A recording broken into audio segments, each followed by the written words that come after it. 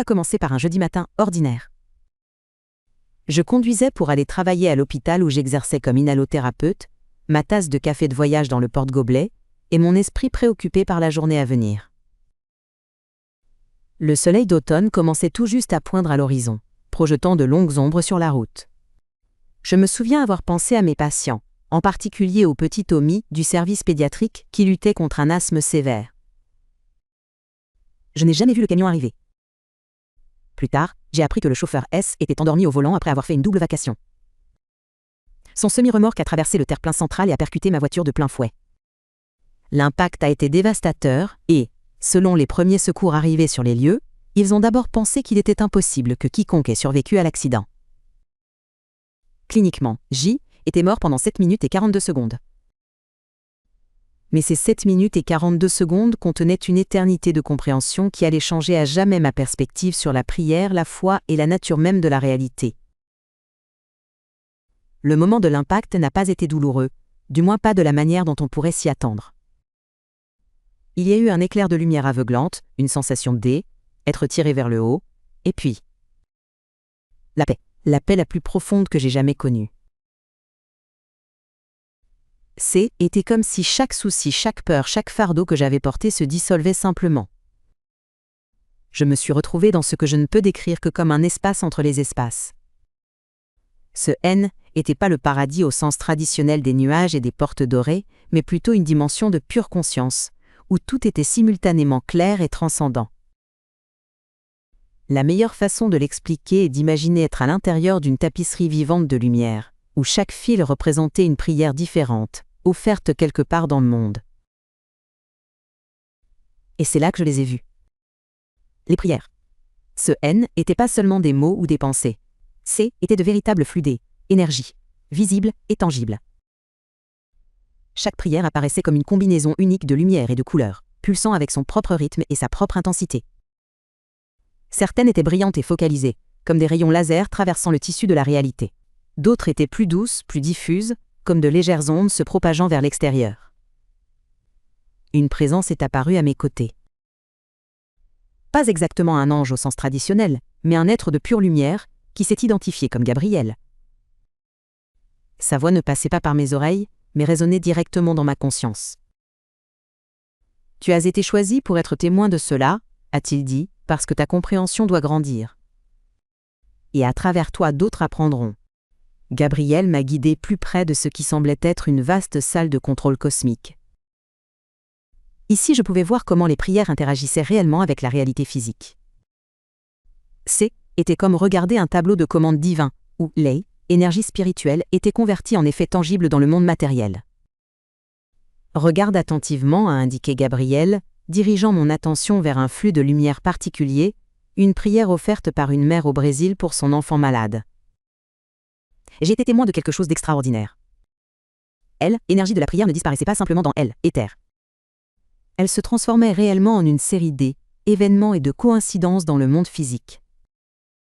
J'ai vu comment elle influençait les pensées d'un médecin qui s'est soudain souvenu d'un cas similaire, datant de plusieurs années, menant à un diagnostic crucial. J'ai vu comment elle renforçait le système immunitaire de l'enfant au niveau cellulaire. J'ai vu comment elle créait une réaction en chaîne d'aide et de soutien de la part de la communauté. La prière, expliqua Gabriel, ne consiste pas seulement à demander des choses. C'est participer à la force créatrice fondamentale de l'univers. Quand les humains prient, ils n'envoient pas simplement des requêtes au ciel. Ils s'engagent activement avec le tissu quantique de la réalité. Il m'a montré comment différents types de prières créaient différents effets. Les prières de gratitude généraient ce qui ressemblait à des ondulations dorées qui amélioraient les aspects positifs de tout ce qu'elles touchaient. Les prières de guérison créaient des motifs complexes énergie verte et bleue, qui influençaient directement la régénération cellulaire. Les prières pour être guidées se manifestaient par des flux violets qui créaient des voies de clarté dans la conscience des gens. Mais ce qui m'a le plus frappé, c'est de voir comment fonctionnait la prière collective. Lorsque plusieurs personnes priaient pour la même chose, leurs énergies de prière s'entremêlaient et s'amplifiaient mutuellement, créant de puissants motifs de résonance qui pouvaient littéralement déplacer des montagnes, pas au sens physique littéral, mais en termes de changement de circonstances et de possibilités. Regarde ici. Gabriel dirigea mon attention vers un nœud d'activité particulier. J'ai vu un groupe de personnes prier pour la paix dans une région déchirée par un conflit. Leurs prières combinées créaient un immense réseau de lumière blanc-doré qui commençait à influencer les pensées et les émotions des gens de cette région.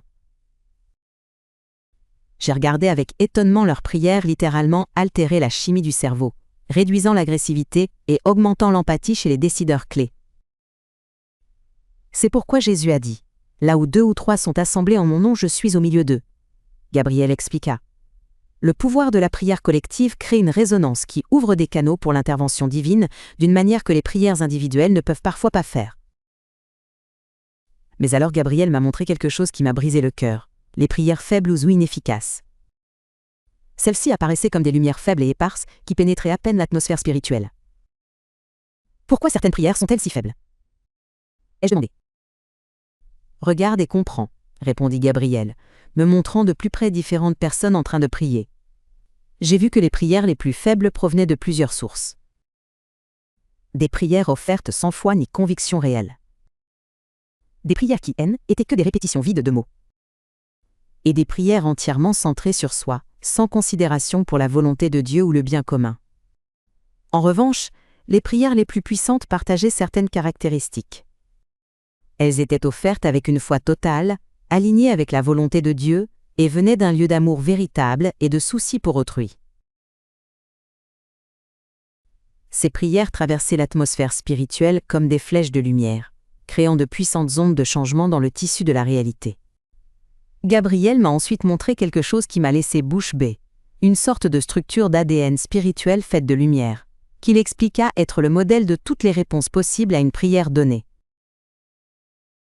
La prière ne change pas la vie de Dieu, expliqua-t-il, mais elle change ce qui est possible dans le cadre du libre arbitre et de la loi divine.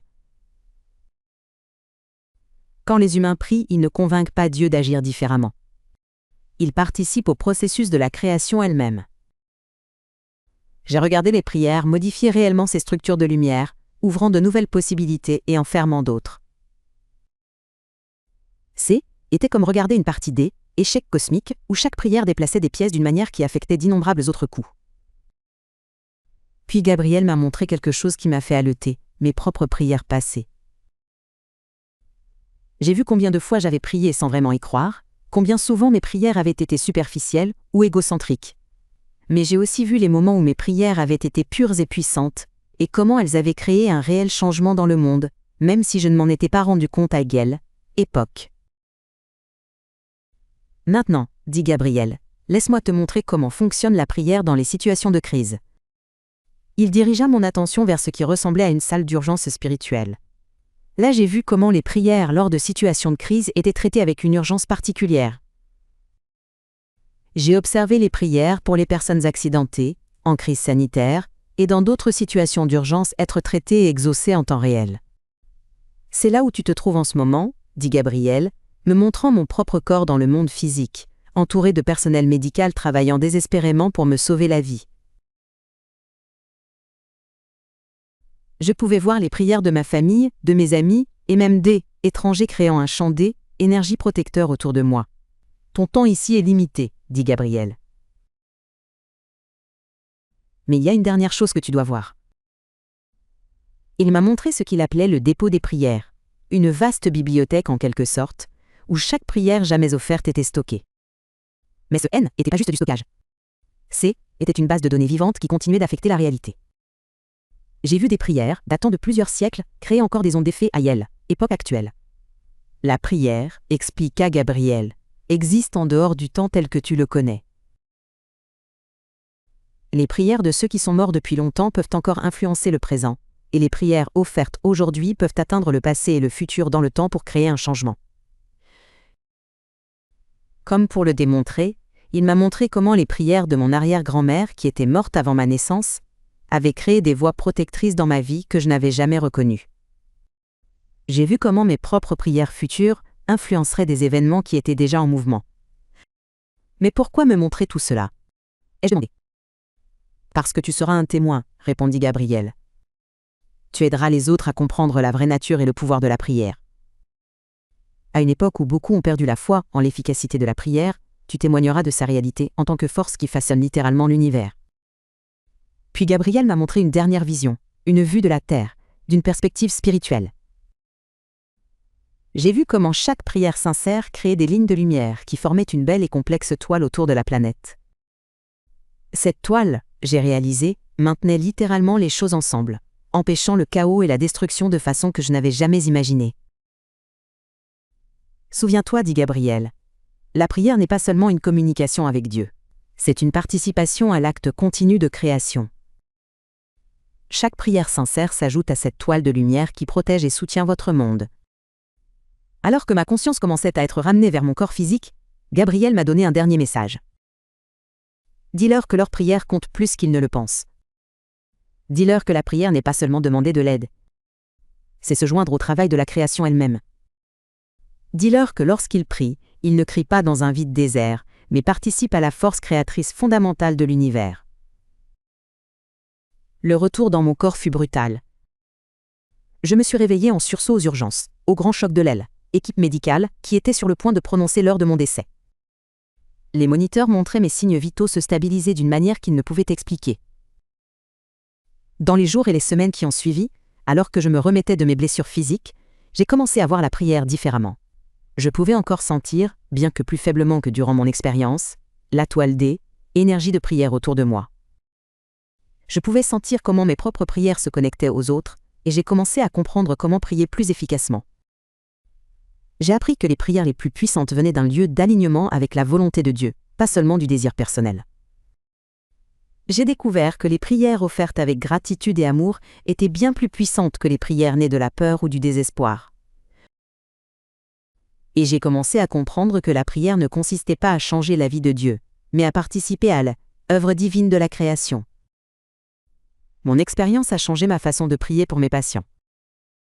Au lieu de prières rapides et routinières, j'ai commencé à visualiser l'âle, énergie de guérison que j'avais vue dans le royaume spirituel. J'ai commencé à enseigner aux autres ce que j'avais appris, en leur montrant comment prier avec plus de but et d'efficacité. Le changement le plus profond, cependant, fut dans ma compréhension de la prière collective. J'ai commencé à organiser des groupes de prière, enseignant aux autres ce que j'avais appris sur la façon dont les prières peuvent se combiner et s'amplifier mutuellement. Nous avons vu des résultats remarquables, des guérisons, des réconciliations et des changements positifs qui ne pouvaient s'expliquer par des moyens conventionnels. Certaines personnes, bien sûr, étaient sceptiques face à mon expérience. C'est compréhensible. J'aurais été sceptique aussi, avant que cela ne m'arrive. Mais je sais ce que j'ai vu. Et plus important encore, je sais comment cela a changé non seulement mes croyances, mais les résultats tangibles de mes prières. Aujourd'hui, 5 mois après mon expérience de mort imminente, je continue de partager ce que j'ai appris sur la vraie nature de la prière. J'enseigne aux autres que la prière n'est pas seulement un rituel religieux ou un moyen de faire face aux difficultés. C'est une force réelle qui façonne la réalité d'une manière que nous commençons à peine à comprendre. J'ai appris que chaque prière compte, que même la plus petite, la plus simple prière, s'ajoute à la toile de lumière qui entoure notre monde. J'ai découvert que lorsque nous prions avec une foi véritable et en alignement avec la volonté de Dieu, nous ne demandons pas seulement de l'aide. Nous participons à l'acte même de la création. Mon expérience m'a appris que la prière ne consiste pas seulement à demander des choses à Dieu. C'est se joindre à Tezwalae, œuvre continue de Dieu dans le monde. C'est devenir des participants conscients à la force créatrice qui soutient et transforme la réalité elle-même. Quand je prie maintenant, je ne prononce pas seulement des mots. Je visualise les flux de lumière que j'ai vus dans cette autre dimension. Je me souviens comment les prières se combinent et s'amplifient les unes les autres, comment elles créent des ondes de changement qui, étendent bien au-delà de ce que nous pouvons voir ou imaginer. Peut-être le plus important, j'ai appris que la prière ne consiste pas seulement à changer les circonstances extérieures. C'est nous permettre d'être changés, d'être alignés plus parfaitement avec la volonté et le dessein de Dieu. C'est devenir des participants plus conscients à elle, œuvre divine de la création et de la transformation. Mon expérience de mort imminente m'a montré que la prière est bien plus réelle et puissante que la plupart d'entre nous l'imaginent. Ce n'est pas juste une pratique spirituelle. C'est une force fondamentale qui façonne la réalité elle-même. Et quand nous comprenons cela, quand nous prions avec cette conscience, nous devenons des partenaires plus efficaces dans Deftelia, œuvre continue de Dieu de création et de rédemption. En partageant mon histoire, j'espère que d'autres viendront à comprendre ce que j'ai appris durant ces 7 minutes et 42 secondes. Que la prière n'est pas juste parler dans le vide mais participer au tissu même de la réalité elle-même. Que chaque prière sincère s'ajoute à la toile de lumière qui entoure et protège notre monde. Que lorsque nous prions, nous ne demandons pas seulement le changement, nous devenons une partie du changement lui-même. Ceci est mon témoignage, mon témoin de la vérité sur la prière qu'on m'a montrée. Et je prie qu'en le partageant, d'autres viendront à comprendre l'immense pouvoir et la responsabilité qui nous ont été donnés. Le pouvoir de participer par la prière à la création continue et à la transformation de la réalité elle-même.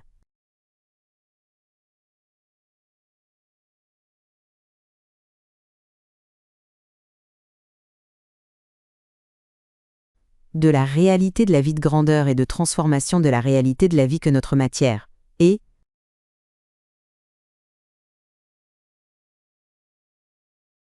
De la réalité, un vrai frisson, et nos rêves de la réalité. Il n'y a pas juste le savoir, nous voyons que, et le prêt est d'honorer les gens et tout coucher que,